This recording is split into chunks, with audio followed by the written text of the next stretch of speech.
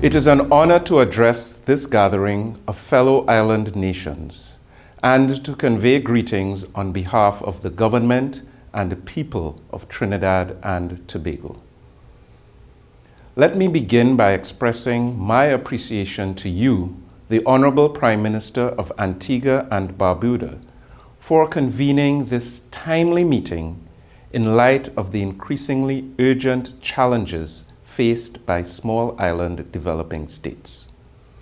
Under your able leadership, AOSIS has developed and advocated a focused SIDS agenda aimed at addressing long-standing challenges that we have faced. In many cases, we have succeeded in having our unique circumstances reflected in a number of international outcomes and frameworks. What lies before us as AOSIS in the areas of climate change, sustainable development, and the conservation and sustainable use of oceans remains vital now, more than ever. In this regard, Trinidad and Tobago maintains its full support and cooperation to the chairmanship and to the Alliance in collectively and creatively advancing the goals and priorities for small island developing states. Mr. Chairman, as we reflect on our existence over 30 years, we ought to take pride in the indispensable moral and political leadership of the Alliance on the issue of climate change, which remains paramount to the success of the international climate change negotiations. It is therefore our responsibility to ensure that our engagement continues to be constructive, grounded in the science, and truly reflective of our common interests.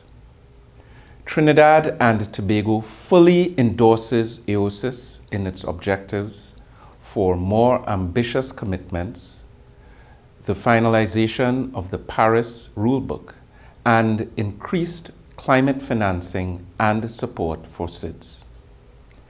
Like all other members of our alliance, we place our faith in your leadership to keep us together and focused toward a successful outcome at COP26 in November. Mr. Chairman, our extraordinary challenges come starkly into view when considering that SIDS continue to be denied access to critical recovery support and concessionary financing based on seemingly punitive and antiquated measures of income per capita. Accordingly, Trinidad and Tobago commends the work of the Chair on advancing the development of a multidimensional vulnerability index. We believe that the strategy outlined by the Chair will serve to build the necessary political support among our partners for adoption and, more importantly, application of this index. Mr. Chairman, as custodians of some of the world's richest biodiversity and marine resources, we also acknowledge the instrumental leadership played by SIDS in advancing action on the conservation and sustainable use of oceans. We acknowledge the efforts by the group to advance SIDS' interests in the development of global agreements on marine biological diversity beyond national jurisdiction and to combat plastic marine pollution. Mr. Chairman, my delegation recognizes that multilateral diplomacy has evolved into an even more dynamic and complex organism which demands more of our small delegations.